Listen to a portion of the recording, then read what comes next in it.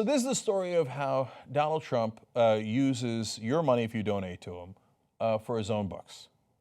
Now, if he was such a great author and he wouldn't need to scam you out of your money, people would just be naturally buying his books. And for a while they did sell well. And by the way, we found out that The Art of the Deal, his best-selling book, he didn't write a word of it. His biographer came out, explained, not biographer, but his co-author in that case, what's actually called a ghostwriter, the guy who actually wrote the book, said, yeah, I wrote every word of it, and I wish I hadn't because it helped Donald Trump. He didn't deserve it.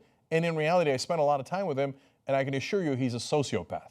That's what he said, the actual writer of The Art of the Deal. So now we find out that Trump's been, of course, scamming his own supporters. Now, this is dishonest, but it's also a sign of what a loser he is, not just because he can't sell the books anymore, but because if he was really a billionaire, why would he have to take a nickel and a dime from you guys who are so desperate to defeat Hillary Clinton? You're giving him money. Shouldn't he be spending that on the election? So let's find out what he did instead. Donald Trump used small donors' money to buy nearly $300,000 worth of books from the publisher of his Art of the Deal last month, continuing a pattern of plowing campaign money back into his own businesses. So we know from the FEC records how much he spent on books, and we know through the website, he showed this next graphic, that the one that they're hawking is The Art of the Deal. They say, The Art of the Deal is now out of print, so there's a very limited edition issue and only available through the special offer through my campaign, and then you give the money and yada yada. And it turns out, of course, as usual, that's not true. Trump's statement calling the book out of print, repeated on the committee's website, however, is false. The Art of the Deal had a new paperback edition printed last October, and the hardcover is currently in print and available from Random House and retail booksellers. Barnes & Noble, for example, sells it for $22.35. Now, what did he do with the money, and how is he running this? He says, as of September 30th, they explain, 77% of all the money it raised came from donors who have given less than $200. So the reason that's important is, okay, if Sheldon Adelson gives him $10 million and he tricks Adelson into using that money to pay for his books, which then goes into his pocket, that's Sheldon's problem, not my problem.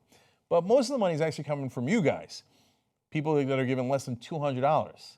And you really want to beat Hillary Clinton. You want to beat her badly. Obviously, some of you out there, right? So you give the money to Trump thinking he's using it for ground staff, for running political ads, to help beat Hillary Clinton. He's not using that for that purpose at all. As you can see here, he's using it to just funnel the money right into his pocket for his own private gain. One of the reasons you want to defeat Hillary Clinton was because she's corrupt. Look at what he's doing with your money. Look at this corruption. So, according to the committee's October 15th FEC filing, it paid Penguin/Random House $91,866 on August 30th, $98,975 on September 1st, and another $98,975 on September 22nd. The purpose for all three was listed as collateral books. So that's about $300,000 that goes into book sales, which goes straight into Trump's pocket, along with his publishers. Okay. The only upside is if he doesn't cheat his ghostwriter, which is a big if, the guy who called him sociopath would also get a lot of money. So now, this is not the only book trick he's done. The Daily Beast previously reported that Trump spent $55,000 in money from his own campaign to buy copies of his latest book, Crippled America, which was published by Simon & Schuster. Copies were distributed to GOP delegates attending the summer convention in Cleveland. So under the guise of, oh, they should know about me, he uses his campaign money, which comes from you guys, to buy his own books, which goes into his pocket, and then distributed at the RNC. Book trick is not the only trick. Trump houses his campaign headquarters in Trump Tower in Midtown Manhattan, where the campaign pays $169,758 a month for office space at about $100 per square foot. The Clinton campaign, in contrast, rents 2 floors in a Brooklyn Heights office building for about $32 per square foot. In fact, Trump used to pay similar rates when he was self-financing in the primaries. The minute he got into the general election and started getting your money, he's like, oh no, we triple the rent, we take all the profit, here we go, back into Trump's pocket. Look, if you like being made a fool out of and treated like a sucker, keep sending money to Trump.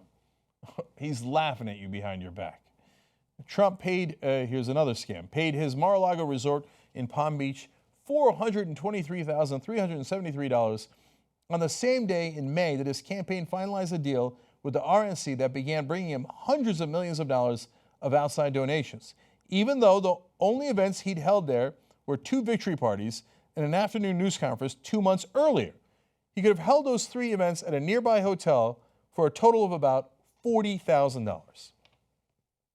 That means he 10x'd the price. So the extra $383,000, guess where it went? Straight into Trump's pocket.